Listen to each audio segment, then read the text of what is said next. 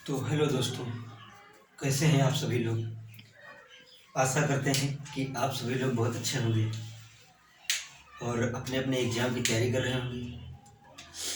तो दोस्तों, आज हम फिर से आप लोगों के सामने क्लास 10th का एक चैप्टर लेकर हाजिर हुए हैं, लेकर आए हैं। हम आप लोगों को बोर्ड एग्ज़ाम के कुछ महत्वपूर्ण तथा इम्पोर्टेंट प्रश्न करवा रहे थे, लेकिन हमने सोचा कि क्यों ना क्लास 10th का नया चैप्टर ही स्टार्ट किया जाए।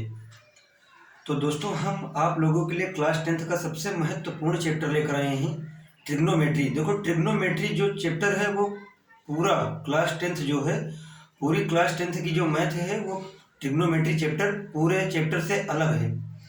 और जब भी कोई इधर जैसे बच्चों का स्कूल खुलता है या जब हम लोग पढ़ते थे क्लास 10th में, तो सर ने सबसे पहले ट्रिग्नोमेट्री ही पढ़ाया था। तो उसी प्रकार हम सोच रहे हैं कि सबसे पहले आप लोगों को ट्रिग्नोमेट्री ही पढ़ाएं और उस प्रकार से आपको क्रमागत वीडियो चैप्टर के रूप में मिलते रहेंगे। तो हम आज आपके लिए लेकर आए हैं ट्रिग्नोमेट्री। तो सबसे पहले देखो, ट्रिग्नोमेट्री है क्या। ट्रिग्नोमेट्री आज हम आपको पढ़ाएंगे, मतलब आपकी बुक का 8वां चैप्टर त्रिकोणमिति का परिचय। सबसे पहले जैसे ये है ट्रिग्नोमेट्री, राइट। जैसे यहाँ ट्रिग्नोमेट्री है,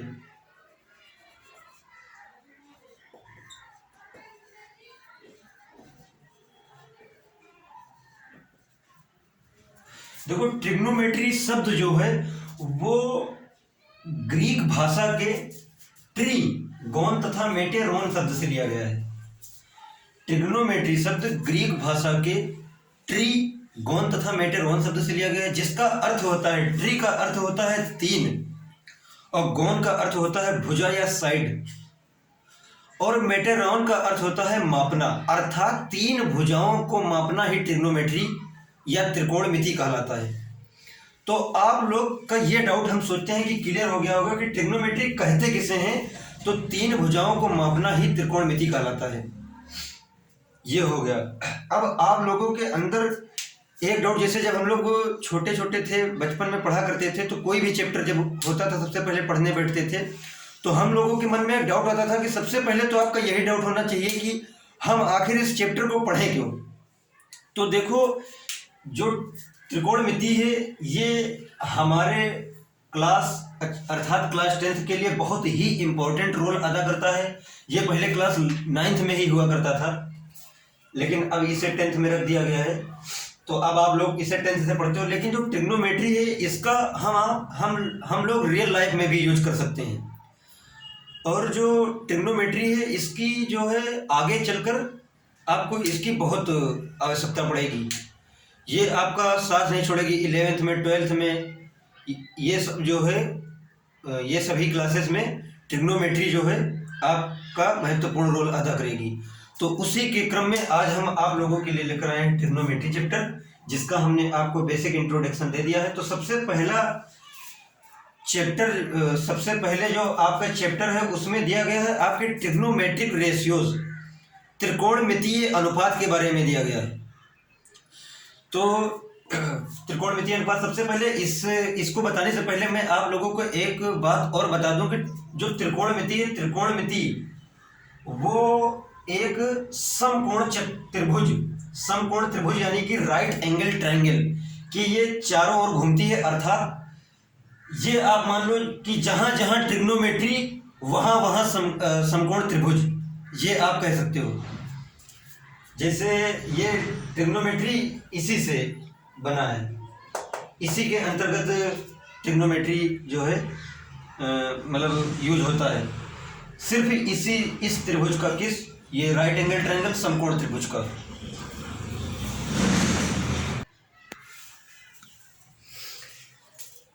तो हम अब आप लोगों को बताएंगे कि ट्रिग्नोमेट्रिक रेशियोज, त्रिकोणमितीय अनुपात।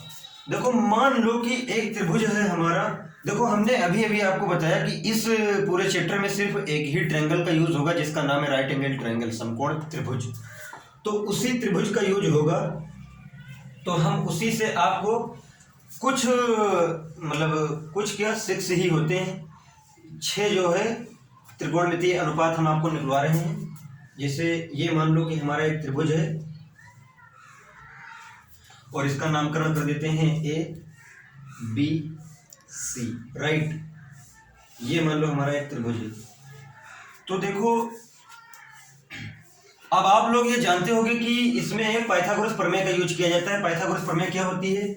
तो कर्ण का स्क्वायर बराबर लंब का स्क्वायर प्लस आधार का स्क्वायर, ये होती है पाइथागोरस का प्रमेय। पाइथागोरस की प्रमेय होती है। जैसे ये दिया हुआ है कर्ण, लंब और आधार, तो आप लोग इसे जानते हो कि ये कौन सी साइड होती है। जैसे कर्ण जो होती है वो समकोण त्रिभुज की सबसे लंबी भुजा होती है कर्ण। तो ये इस प्रकार ये हो गया इसका कर्ण। और जो आधार होता है, आधार के ऊपर जो लंबवत जो 90 डिग्री का एंगल बनाती है वो होती है लंब। वैसे तो हमें ये नहीं कहना चाहिए कि ये लंब है, लेकिन अब हम यहां पर कह सकते हैं। लेकिन अब आप लोगों के मन में डाउट आ रहा होगा कि ये भी लंब हो सकता है, ये भी लंब हो सकता है। तो जी हाँ, हो सकता है, लेकिन वो थीटा पर डिपेंड करेगा, जहां पर थीटा बन रहा होगा। यदि अगर थीटा यहां पर बन रहा है तो लंब ये होगा, यदि थीटा यहां पर बन रहा है तो लंब ये होगा।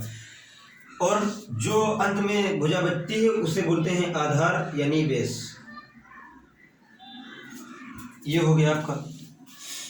अब जैसे मान लो थीटा बन रहा है यहां पर आपका, मान लो कि आपका थीटा यहां बन रहा है, और यदि अब जैसे 6 त्रिकोणमितीय अनुपात होते हैं, इनको याद कर लो। यहीं से मान लो कि त्रिकोणमिति का बेसिक स्टार्ट होता है। जैसे सबसे पहले होता है साइन थीटा, साइन थीटा होता है, कॉस थीटा होता है, टेन थीटा होता है। यदि अगर तुम ये सिर्फ तुम साइन कोस याद कर लोगे तो आपको टेन भी निकालना आ जाएगा, फिर कोसेक निकाल सकते हो, सेक निकाल सकते हो, कोट निकाल सकते हो। ऑल ट्रिग्नोमेट्रिक रेशियोज तुम ज्ञात कर सकते हो। लेकिन पहले आपको 2 सीखने होंगे। जैसे हम जानते हैं कि जो साइन थीटा होता है वो होता है, इसको हम अभी आपको इसकी एक बहुत ही अच्छी ट्रिक बताने वाले हैं। आपको पहले इस तरह कॉन्सेप्चुअल निकलवा कर दिखा रहे हैं, उसके बाद हम आपको ट्रिक भी बताएंगे इसको याद करने की। ये नहीं सिर्फ आपको रटवाया जाएगा, लेकिन पहले हम आपको बता रहे हैं कि जैसे साइन थीटा होता क्या। देखो साइन की बात कर लें यदि अगर, तो देखो जो साइन होता है, साइन का प्रयोग सबसे पहले लगभग आज से 500 साल पहले, 500 ईसा पूर्व पहले, हमारे एक मैथमेटिशियन हुआ करते थे जिनका नाम था आर्यभट्ट, जो कि बहुत महान गणितज्ञ हुए।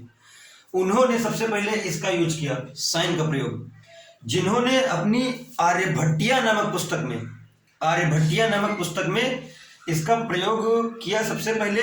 और इसको उन्होंने ज्या करके यूज किया, जिसका उस समय के लोग इसका प्रयोग ये सोचते थे कि ज्या अर्थात जीवा से लिया करते थे। लेकिन यदि अगर देखा जाए तो साइन का सबसे पहले प्रयोग किसने किया? तो ये आर्यभट्ट ने किया था। तो जैसे साइन थीटा बराबर क्या होता है? तो साइन थीटा बराबर होता है लंब बटे कर्ण। ये आप ध्यान रखिए, लंब बटे कर्ण होता है। फिर उसके बाद होता है कोस थीटा। कोस थीटा बराबर होता है आधार बटे कर्ण। आधार बटे कर्ण। फिर हमने कहा तुम आपसे कि सिर्फ साइन और कोस याद कर लीजिए, हम आपको टेन भी निकलवाना सिखा देंगे, कोसेक भी, सेक भी और कोट भी। मतलब आप सिर्फ 2 ट्रिग्नोमेट्रिक रेशियो से अगर फाइंड कर लेते हो तो हम आपको 6 के 6 करवा देंगे। जैसे अब आपने साइन और कोस याद कर लिया कि साइन थीटा इक्वल लंब अपॉन कर्ण और कोस थीटा इक्वल आधार बटे कर्ण, जैसे आपने ये कर लिया।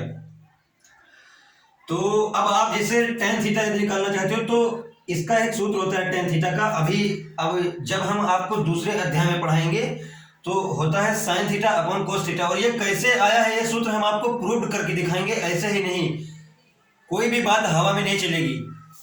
जैसे साइन थीटा बराबर होता है टेन थीटा बराबर होता है sine theta upon cos theta. Right. तो उसी प्रकार से जब यहां पर हम करेंगे tan theta equal sin theta का मान हमने अभी क्या पढ़ा कि लंब बटे कर्ण होता है, तो हम यहां पर लिखेंगे इसे लंब बटे कर्ण, राइट। और फिर बटे लगा हुआ है, इसका भी बटे cos थीटा बराबर क्या होता है, आधार बटे कर्ण होता है, आधार बटे कर्ण होता है, राइट। अब देखो जो भाग में भिन्न होती है उसको हम यदि अगर सॉल्व करें तो इसको ऐसे सॉल्व करेंगे, ये हो जाएगा लंब बटे कर्ण और फिर मल्टीप्लाई, जो ये कर्ण है ये ऊपर पहुंच जाएगा और आधार नीचे आ जाएगा, तो कर्ण हो गया ये और ये हो गया आपका आधार, राइट। देखो यहां से आपका कर्ण कर्ण कैंसिल हो गया, तो क्या बचा, तो आपका tan थीटा जो आया वो आ गया लंब बटे आधार, मतलब कि आपका 1, 2 और 3 ट्रिग्नोमेट्रिक रेशियोज फाइंड हो चुके हैं, तो जिसमें से आपका tan थीटा बराबर क्या आया, लंब अपॉन आधार। अब हम आपको मतलब आगे के ट्रिग्नोमेट्रिक रेशियोज निकलवाने जा रहे हैं।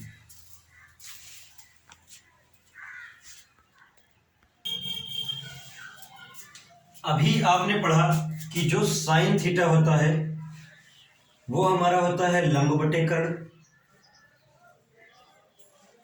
cos थीटा जो हमारा होता है वो होता है हमारा आधार बटे कर्ण, आधार बटे कर्ण, और जो हमने अभी अभी निकाला tan थीटा बराबर वो होता है लंब बटे आधार, लंब बटे आधार।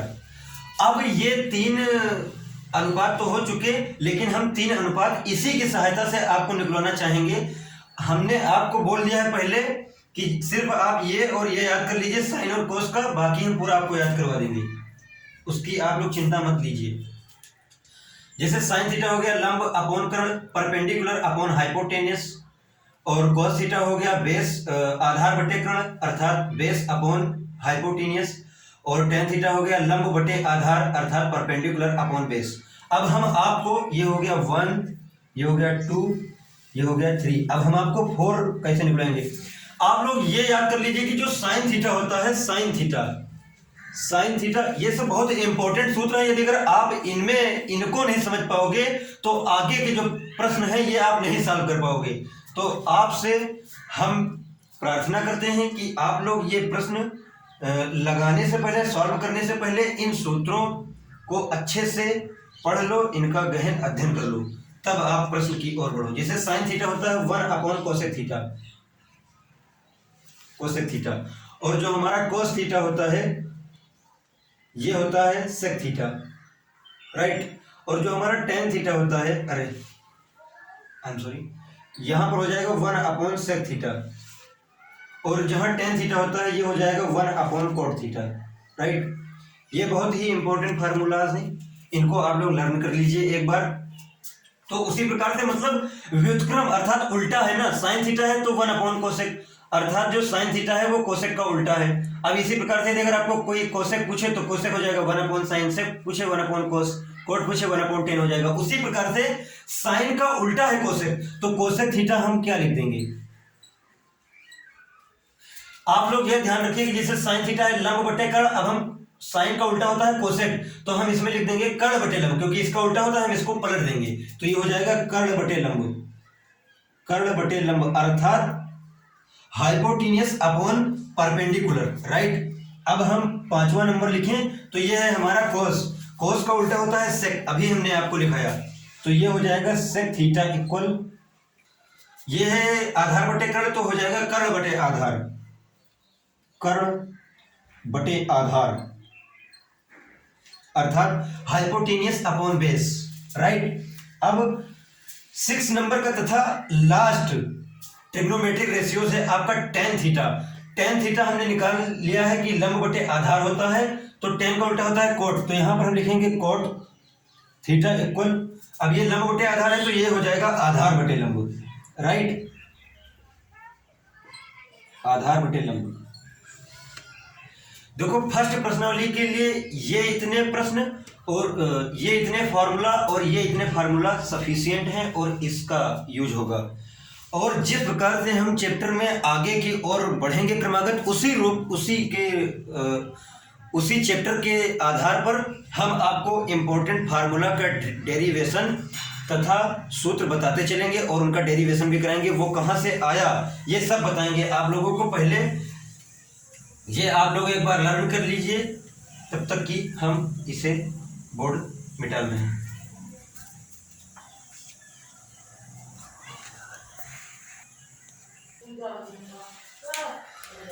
सो दोस्तों, जो हम आपकी प्रश्नावली 8.1 शुरू कर रहे हैं, एक्सरसाइज 8.1। देखो जो उसमें हम आपको एग्जाम्पल नहीं करा रहे हैं।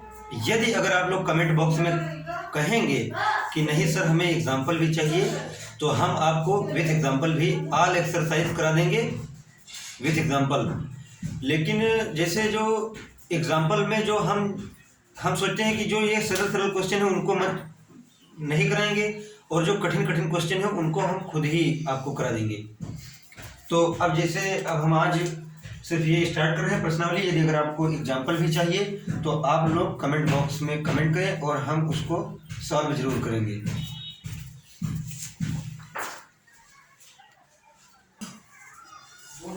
सो दोस्तों, ये प्रश्न आपको बता रहे थे। थोड़ा सा माफ़ी चाहेंगे, हम ही लोग जैसे अकेले ही हैं तो वीडियो बना रहे हैं, तो उस प्रकार से हमें को रोकना होता है और सब चीज़ करना होता है। तो आप लोग थोड़ा एडजस्ट कीजिए तब तक के लिए। जैसे ये प्रश्न आपको दिया हुआ है कि त्रिभुज ABC में जिसका कोण B समकोण है, ठीक, और AB इक्वल 24 सेंटीमीटर दिया हुआ है, BC इक्वल 7 सेंटीमीटर दिया है, तब निम्नलिखित के मान ज्ञात करो। पहला आपसे प्रश्न पूछा गया है कि साइन A कॉस A, तथा दूसरा प्रश्न पूछा गया है साइन C तथा कॉस C।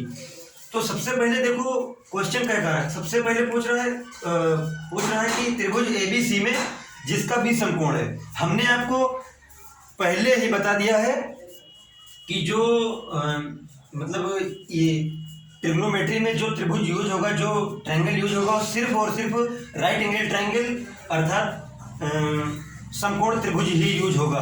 तो उस प्रकार से जैसे ही इन्होंने कहा त्रिभुज ABC में, तो आप एक त्रिभुज ऐसे बना दीजिए।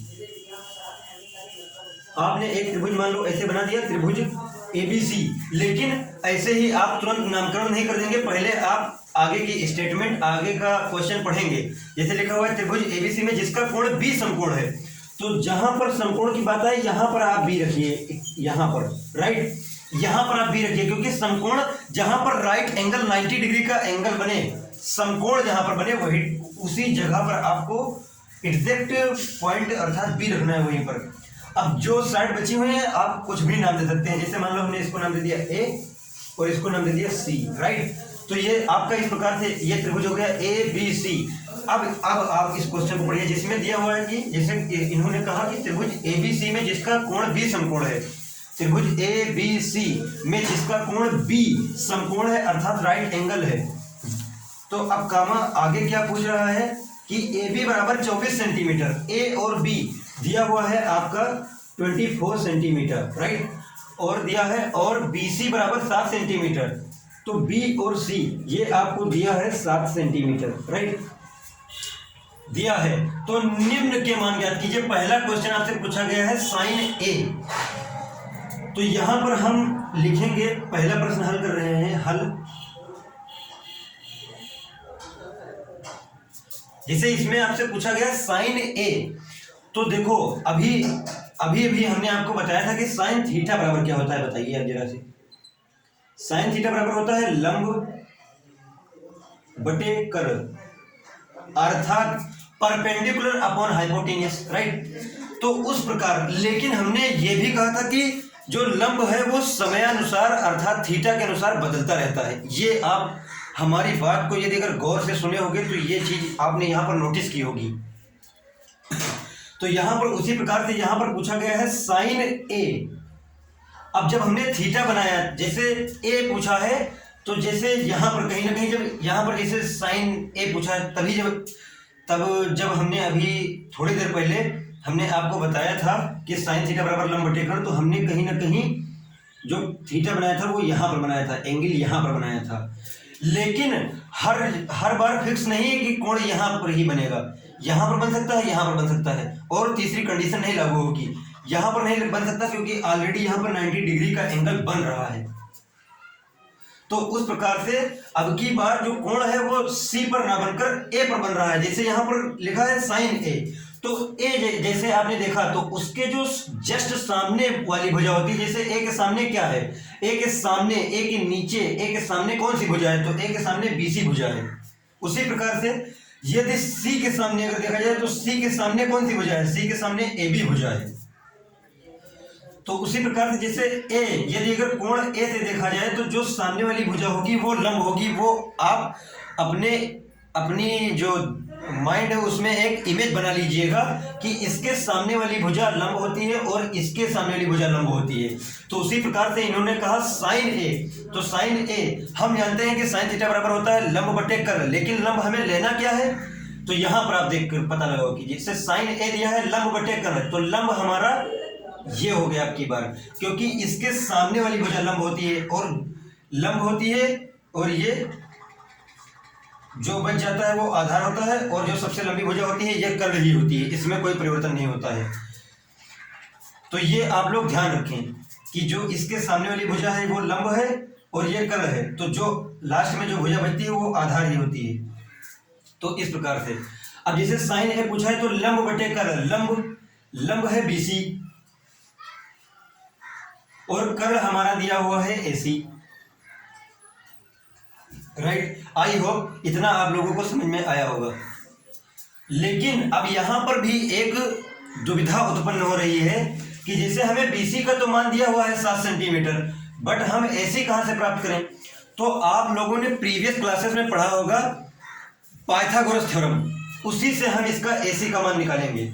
तो पाइथागोरस थ्योरम हमसे क्या कहती है, hypotenuse square is equal to perpendicular square plus base square, right. तो उसी प्रकार से हम यहां पर लिखेंगे बाई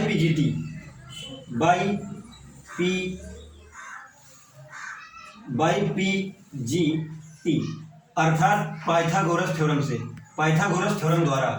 तो यहां पर कर्ण का स्क्वायर, कर्ण क्या है इसके अंदर, हमने कहा था कर्ण जो सबसे लंबी भुजा होती है अर्थात AC का स्क्वायर, कर्ण स्क्वायर अर्थात पहले आप सफिशिएंट आपके लिए तब रहेगा जब आप एक बार प्रमेय लिख कर बार बार प्रैक्टिस करेंगे, उस पर प्रश्न करेंगे। तो पहले एक बार आप ऐसे लिख लो, मतलब जो थ्योरम ये दी हुई है आपको एक बार लिख लो, उसके बाद वैल्यू पुटअप कर दो, फिर आपका आंसर आ जाएगा। कर्ण का स्क्वायर बराबर होता है लंब का स्क्वायर फिर प्लस आधार का स्क्वायर। आई होप आप लोगों को समझ में आ रहा होगा, जो ये स्क्वायर है ये इधर लगा हुआ है।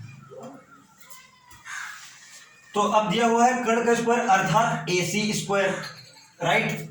तो हमें AC स्क्वायर निकालना है कहीं ना कहीं, बराबर लंब का स्क्वायर। लंब इसमें क्या दिया हुआ है, चाहे आप 24 मानो चाहे 7 मानो, वो उस पर कोई डिपेंड नहीं कर रहा, लेकिन जब आप रेशियो निकालोगे तो उसमें वो थीटा पर डिपेंड करेगा। तो जैसे इसमें हमने मान लो 24 को लंब मान लिया, तो इसका स्क्वायर प्लस आधार का स्क्वायर अर्थात 7 सेंटीमीटर का स्क्वायर, राइट। यहाँ पर भी सेंटीमीटर, यहाँ पर भी सेंटीमीटर है। ये आप लोगों को आई होप समझ में आ रहा होगा। तो यहाँ पर आप ये देखकर इसे हल करोगे तो AC स्क्वायर हो जाएगा, 24 का जब वर्ग करोगे तो ये आपका होगा 576 होगा, 576 सेंटीमीटर स्क्वायर, राइट। प्लस अब ये हो जाएगा 7 का स्क्वायर करोगे 49 होगा सेंटीमीटर स्क्वायर। अब आप इसको ऐड कर लो तो ये हो जाएगा आपका 625 centimetre square, right. I hope ये आप लोगों को इतना समझ में आया होगा। अब जैसे AC स्क्वायर यहाँ पर है, तो जब यहाँ से स्क्वायर हटेगा तो इस पर रूट लग जाएगा, ये आप लोग जानते होंगे आई होप।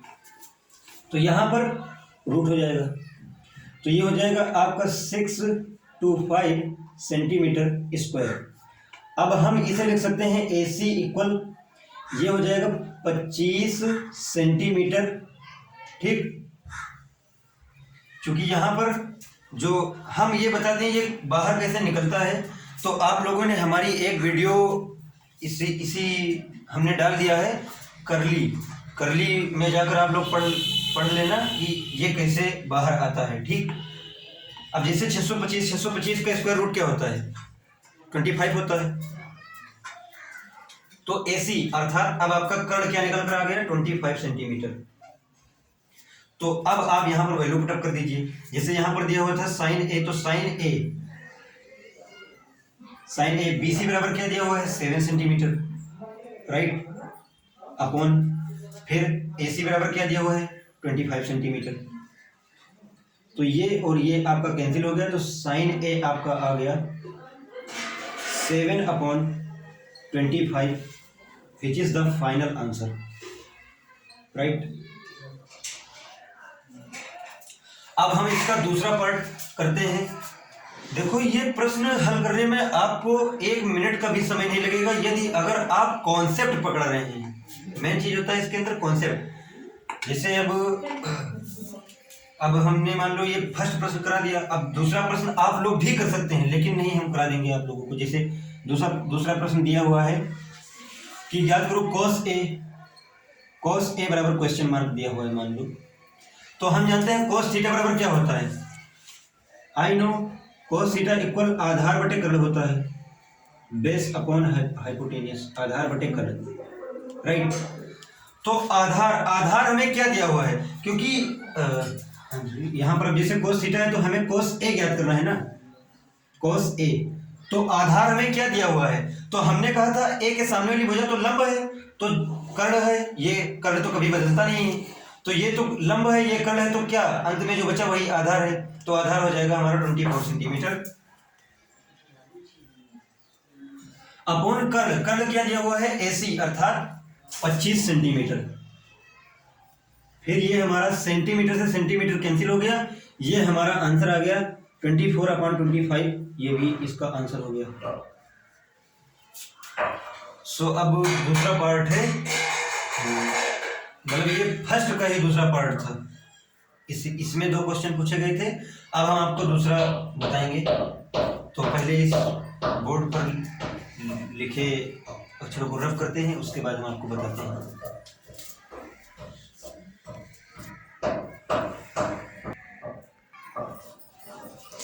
सो दोस्तों इसका दूसरा पार्ट है नंबर 2। ये अब आपको बोला है साइन C, आपको बोला गया है साइन C। अब हम बार बार साइन थीटा का फार्मूला नहीं लिखेंगे, आप लोग इसे जो है याद कर लो कि साइन थीटा बराबर होता है लंब बटे कर्ण। और हमने वो ट्रिक भी नहीं बताया है कि जो दिया हुआ था, जो हम लोग पहले सीखते थे, लाल बटे कक्का, ये सब हमने नहीं बताया है, ये आप लोग जानते होंगे। यदि चलो अभी हम इसको लास्ट में बता देते हैं ताकि आप लोगों को आसानी से याद हो जाए, ये जिन लोगों को नहीं आता है।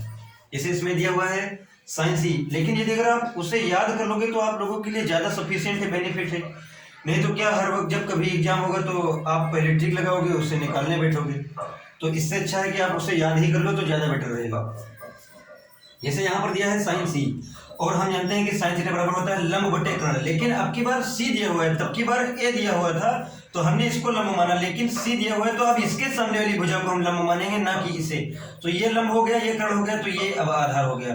किस टाइम पर? जब हम थीटा C ले रहे हैं, और यदि अगर हम थीटा A लेते हैं तब हमारा लंब नीचे वाला अर्थात BC रहती है, लंब परपेंडिकुलर का काम करती है। बट इस समय हम ये जो एंगल है वो हम C ले रहे हैं, सो जो परपेंडिकुलर का काम करेगी वो साइड करेगी AB। तो यहाँ पर हो जाएगा लंब बटे कर्ण, लंब अपॉन कर्ण। तो लंब क्या है यहाँ पर 24 सेंटीमीटर, अपॉन कर्ण 25 सेंटीमीटर, और सेंटीमीटर से सेंटीमीटर कट गया, ये आपका फाइनल आंसर क्या आ गया 24/25, ये आपका फाइनल आंसर आ गया।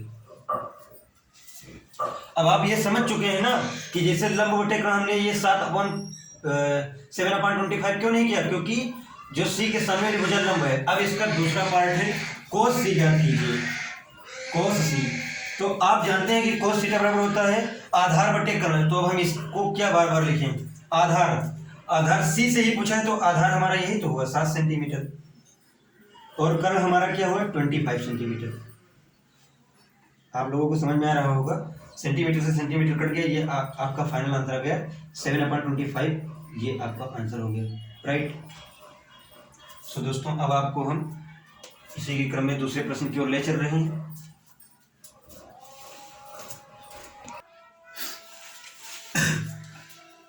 सो दोस्तों आपका दूसरा सवाल है कि आकृति 8.13 आपकी ये है,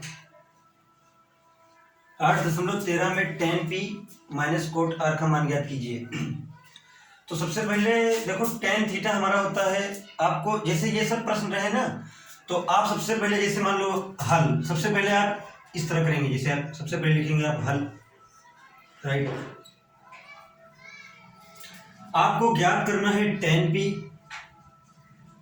माइनस कोट r में r हमें ज्ञात करना है, मतलब ये पूरा हमें question mark, equal question mark, right. तो सबसे पहले आप लोग का कुछ तो दिमाग यहाँ पर काम ही कर रहा होगा कि हम इसमें आगे करने वाले क्या हैं। तो सबसे पहले देखो, यदि आपको इसमें करना है तो सबसे पहले आप tan p की वैल्यू ज्ञात कर लीजिए, फिर कोट r की वैल्यू ज्ञात कर लीजिए, फिर tan p में से माइनस कर दीजिए कोट r की वैल्यू। आपका जो दिया हुआ है tan p minus cot r, ये आपका आंसर निकल कर चला आएगा। तो सबसे पहले यदि अगर हम ज्ञात करें कि tan थीटा बराबर होता क्या है, tan थीटा बराबर होता है लंब बटे आधार, राइट। tan थीटा बराबर होता है हमारा लंब बटे आधार, अर्थात परपेंडिकुलर अपॉन हाइपोटेनियस। तो लंब tan p, अब इसी प्रकार से हमें पूछा गया है कि tan p बराबर क्या, तो tan p लंब इसमें क्या दिया हुआ है, लंब हमने कहा कि p जब लेंगे हम, जैसे ये जो त्रिभुज है यहाँ पर 90 डिग्री का कोण बन रहा है और ये सबसे लंबी भुजा है, ये आधार है हमारा। थोड़ा समझने की कोशिश कीजिए, फील करिए फिगर को। जैसे यहाँ पर दिया हुआ है tan p, तो अब हमने कहा p, इसके जस्ट सामने वाली भुजा हो जाएगी हमारी लंब परपेंडिकुलर, बट परपेंडिकुलर का मान तो हमें दिया ही नहीं है, तो हम निकालेंगे किस प्रकार, उसी बाई पीजीटी पाइथागोरस थ्योरम से, ठीक। तो उसी प्रकार से हम यहाँ पर पुनः लिखेंगे कि पाइथागोरस थ्योरम से, पाइथागोरस थ्योरम हमें क्या कहती है, कर्ण का स्क्वायर बराबर लंब का स्क्वायर प्लस आधार का स्क्वायर, राइट। ये आप लोग जानते हैं आई होप। लेकिन जो कर्ण है, कर्ण हमें यहाँ क्या दिया हुआ है, पी आर का स्क्वायर अर्थात 13 का स्क्वायर, 13 सेंटीमीटर स्क्वायर, राइट। और ये हमारा लंब हमें क्यों आर नहीं दिया गया, अर्थात लंब नहीं दिया गया। अब इस प्रकार भी, जैसे अब कुछ लोग इसे इस प्रकार से लंब मानेंगे, लेकिन हमने कहा इसमें आप चाहे जो वैल्यू रखें कोई दिक्कत नहीं होगी, क्योंकि जो लंब है वो थीटा पर डिपेंड करता है, ना कि इस फिगर पर, ये ध्यान दीजिएगा। थीटा यदि अगर आप ये लोगे तो लंब ये हो जाएगा, ये लोगे तो ये हो जाएगा लंब। उसी प्रकार से जब